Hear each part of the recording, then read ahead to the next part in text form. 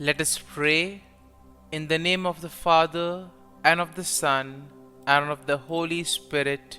Amen. O Jesus, through the Immaculate Heart of Mary, I offer you my prayers, works, joys, and sufferings on this day for all the intentions of your Sacred Heart, in union with the holy sacrifice of the Mass throughout the world, in reparation for my sins, for the intentions of all my relatives and friends, and in particular for the intentions of the Holy Father. Amen. Let us pray for the intentions of the Holy Father for the month of June, for migrants fleeing their homes. We pray that migrants fleeing from war or hunger, forced to undertake journeys full of danger and violence, find welcome and new opportunities in the countries that receive them. Our Father, who art in heaven, hallowed be thy name. Thy kingdom come, thy will be done, on earth as it is in heaven. Give us this day our daily bread, and forgive us our trespasses, as we forgive those who trespass against us. And lead us not into temptation, but deliver us from evil. Amen. Hail Mary, full of grace, the Lord is with you. Blessed are you amongst women, and blessed is the fruit of thy womb, Jesus. Holy Mary, Mother of God, pray for us sinners, now and at the hour of our death. Amen. Glory be to the Father, and to the Son, and to the Holy Spirit, as it was in the beginning, is now, and ever shall be, world without end. Amen. My dear friends, the Word of God welcomes us this morning. And as we begin this day, let us begin by spending time with the Lord. As we have decided to welcome this day in the presence of the Lord, let us begin by thanking Him for all that He has done for us, all the blessings that He has bestowed on us, and most importantly, for all the graces, for all the favors that He has given us right from our birth till now. On many occasions, we see that because we are caught up with so many other activities, because of our busy schedule, we don't pay attention to these small details that are there in our lives. Very often, these graces, these blessings, which are so important in our lives, are kept aside. And therefore today, as we begin today's morning prayer, we ask the Lord to give us the grace so that we may be able to appreciate the good things that He has done for us. And therefore, it is appropriate that we begin today's prayer by thanking the Lord for all that He has done for us. First and foremost, we thank the Lord for the gift of life, for giving us talents, abilities, and various opportunities in our lives. We also thank the Lord for the gift of our family members, friends, relatives, near and dear ones, and all those who play a very important role in our lives. Now we see that there are so many people who have been instrumental in our lives in so many ways. These people have dedicated their time and effort, and thus they have shaped and helped us become who we are. And therefore we thank the Lord for their presence in our lives, and we also ask the Lord to bless them so that they may be able to have the fullness of life. We also thank the Lord for the gift of this day, yet another day that we have been given to make good use of our talents, of our abilities, and more importantly, to make a difference not only in our lives but also in the lives of those around us. We also thank the Lord for the various opportunities that He has given us. Opportunities to put our talents, to put our abilities to use. And at the same time, opportunities to help others make a difference in their lives. Lord, we also want to thank You for all the experiences that You have given us. Some of these experiences may be really good. We may want to cherish these experiences.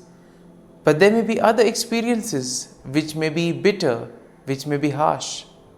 Nonetheless, these bitter experiences may have taught us a lot in life. These are the experiences that have made us stronger. And therefore, Lord, we thank You for giving us these experiences, for making us better individuals, for making us stronger, and thus for preparing us to face the challenges in life. And therefore, my dear friends, as we participate in this morning prayer, let us ask the Lord for this grace that we may be able to radiate His presence to the world around us, that we may be able to become messengers of peace, joy, and love, spreading His message of goodness, spreading His message of peace and love to the world around us. And therefore, let us ask the Lord to accompany us in whatever we do today, so that every action, every word may radiate His love, peace, and joy. And now, my dear friends, let us reflect and meditate on Psalm 58. As usual, we shall have a general overview of the psalm, and then we shall take a look at the psalm in detail. Now, we see that Psalm 58 is a psalm of lament that is attributed to David.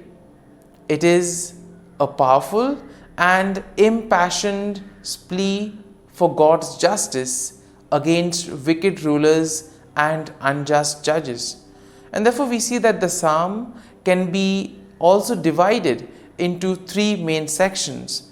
The first section, which is basically a denunciation of wickedness and a call for God's judgment, and this we'll find in verses 1 to 5. Then the second part of the psalm is a depiction of the fate of the wicked, which we will find in verses 6 to 9. And finally, we also see a declaration of trust in God's justice and praise for His name. And this theme is found in verses 10 to 11. And therefore, we see that overall, when we look at the psalm, we can see that Psalm 58 is a passionate plea for God's justice against wicked rulers and unjust judges. Even in today's world, we do find ourselves in situations where we may either be victims of injustice, or we may also see injustice happening around us. And therefore, this psalm could be quite a reminder for us of how to proceed. The psalm can also be a consoling psalm, telling us that the Lord will take care if we place our faith and trust in Him. Now, we see that the psalm also condemns the deceitful practices of the wicked people, and it also calls for God's swift judgment upon them. The psalm highlights the righteous indignation of the psalmist, who places his trust in God's righteous judgment. And therefore, the psalm will also serve as a reminder of God's love. And therefore, we see that God is the ultimate judge, and we see that the psalm also affirms the faith that justice will prevail. Ultimately, we see that the psalm will lead us to praise and recognize God's faith and trust.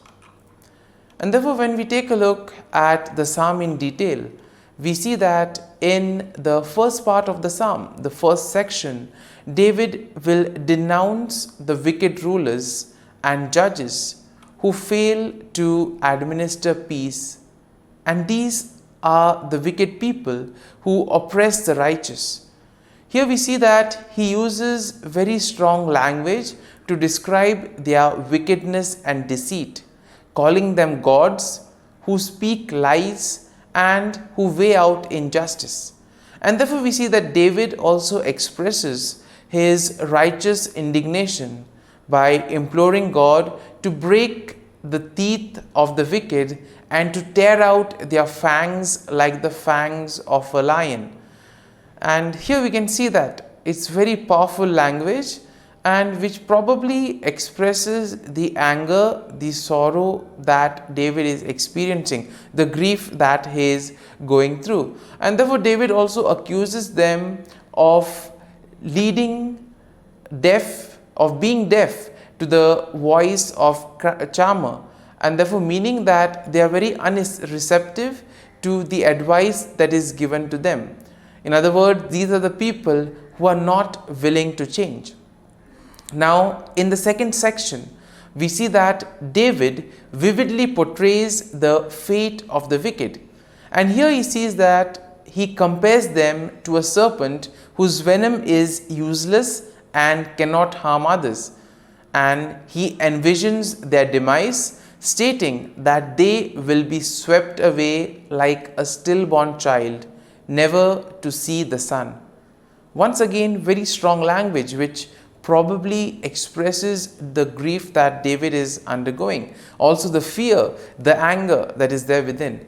And here we see that David emphasizes that God will swiftly and decisively judge these wicked people.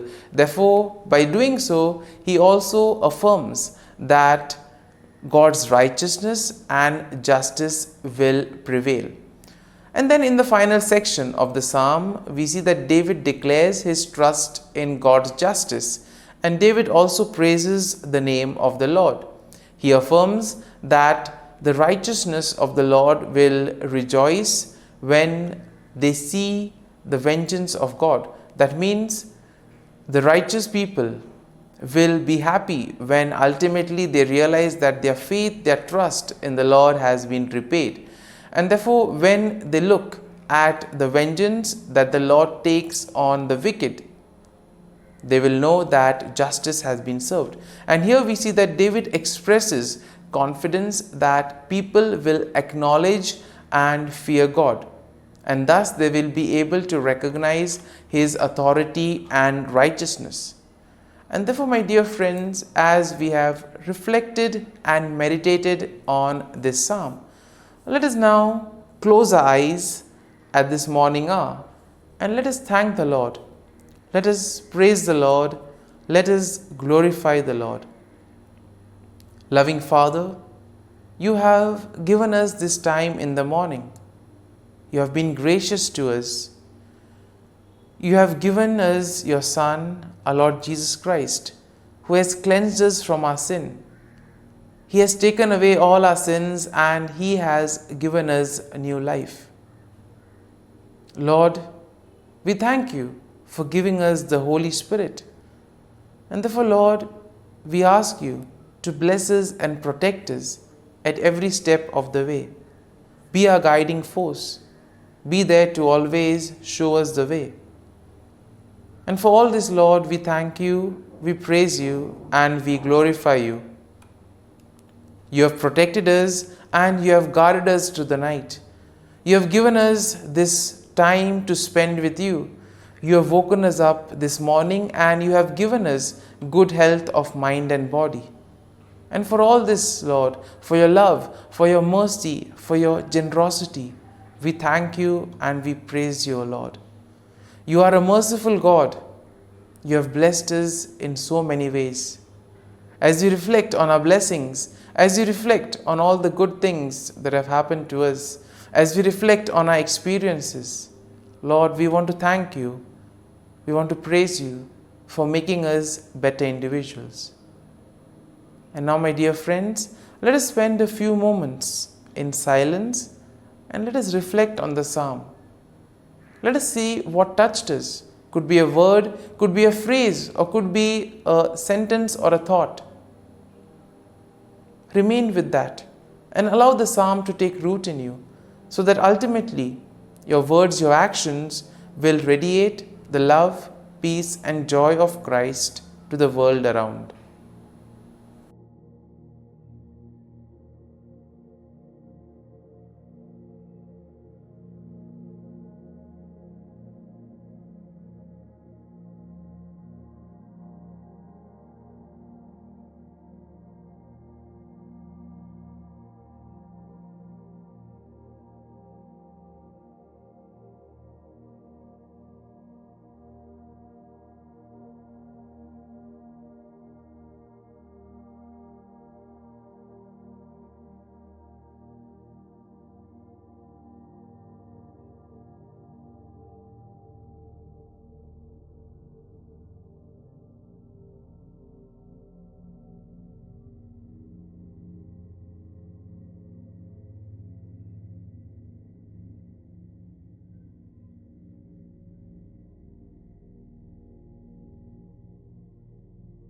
Prayer to Saint Michael the Archangel for protection.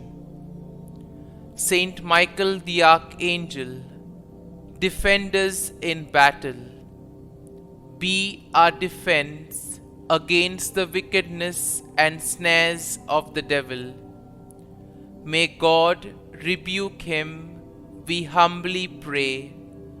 And do thou, O Prince of the heavenly hosts, by the power of God, thrust into hell Satan and all the evil spirits who prowl about the world, seeking the ruin of souls. Amen. Act of Adoration. O Sacrament most holy, O Sacrament divine, all praise and all thanksgiving be every moment thine. Saint Gertrude Prayer for souls in purgatory.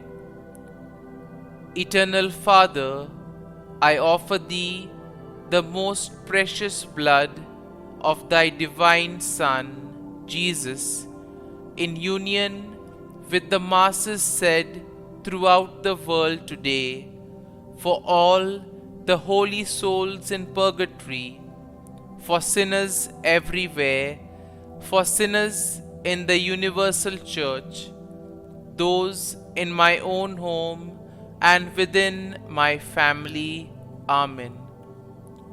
May the divine assistance remain always with us, and may the souls of the faithful departed through the mercy of God rest in peace. Amen.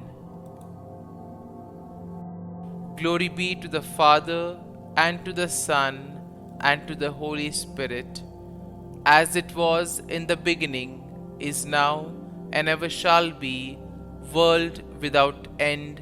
Amen.